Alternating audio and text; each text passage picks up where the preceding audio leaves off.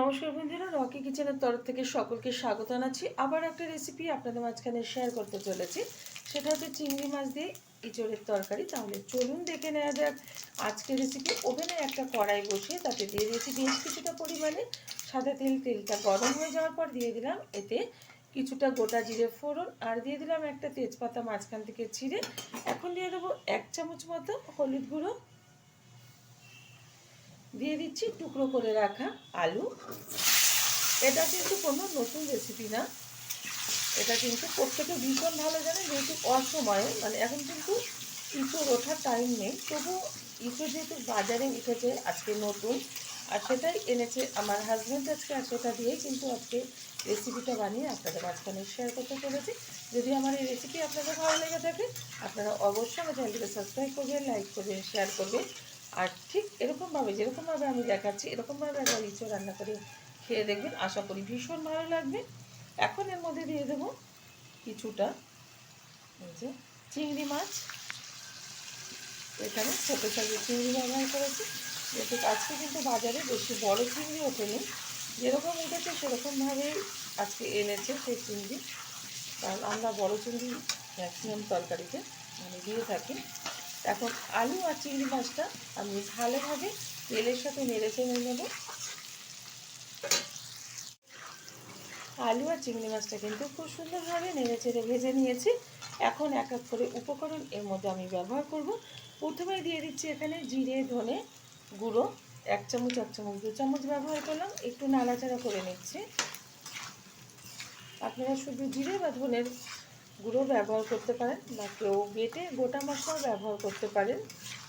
এখন দিয়ে দেবো এর মধ্যে 1.5 চামচ লঙ্কার গুঁড়ো, ঝালটা যার যার পছন্দ অনুযায়ী ব্যবহার করবেন। এখন দিয়ে দেবো এর মধ্যে আদা পেঁয়াজ রসুন, আমি শিলনোড়ায় এই যে হালকাভাবে বেটে নিয়েছি। দিয়ে দিচ্ছি স্বাদ মতো লবণ, যেরকম গ্রেভিটা আপনারা রাখতে চান মানে ইঁচড়ে সেরকমভাবে কিন্তু লবণটা ব্যবহার করতে হবে। এখন ভালোভাবে উপকরণগুলো একসাথে কষিয়ে নেব। আমি কিন্তু মানে সবসময় আমার মতো করে আপনাদের মাঝখানে শেয়ার করতে চাই, আর সেটাই শেয়ার করি। আশা করি আপনাদের ভালো লাগে, আর অবশ্যই আপনারা যেরকমভাবে দেখছেন আমার রেসিপিগুলো এরকমভাবে আপনারা একবার ট্রাই করবেন, আপনাদেরও ভীষণ ভালো লাগবে।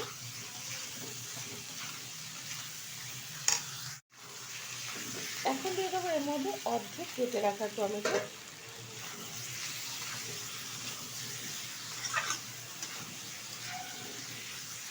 দিয়ে দিচ্ছি।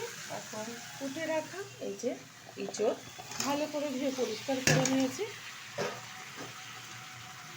এবার সবগুলো উপকরণ আমি ভালোভাবে সময় নিয়ে কষিয়ে নেব। যত সুন্দরভাবে কষানো হবে, মাংসের মতন অনেকটা, যত সুন্দরভাবে কষানো হবে ততই কিন্তু এটা টেস্টফুল হবে।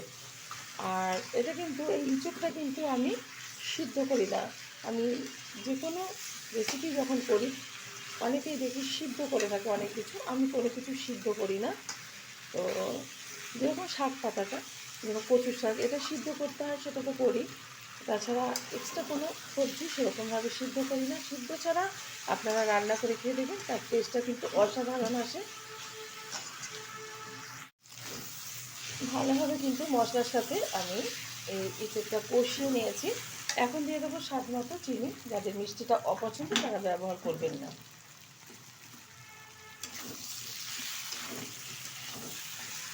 দিয়ে দিচ্ছি এর মধ্যে কাজু আর কিশমিশ বাটা, আবার একটু কষিয়ে নেব।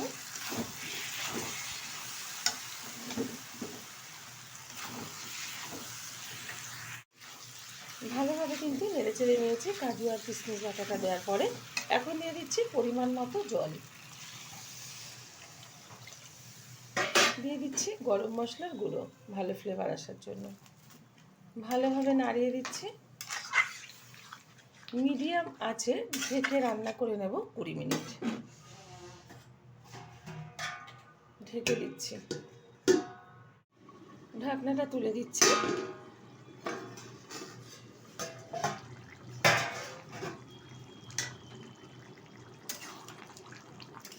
খুব সুন্দরভাবে কিন্তু এঁচোড় আর আলুটা সিদ্ধ হয়ে গেছে। এখন দিয়ে দেবো এর মধ্যে খুব সামান্য পরিমাণে একটু ঘি। এতে কিন্তু ভীষণ ভালো স্বাদ আসবে।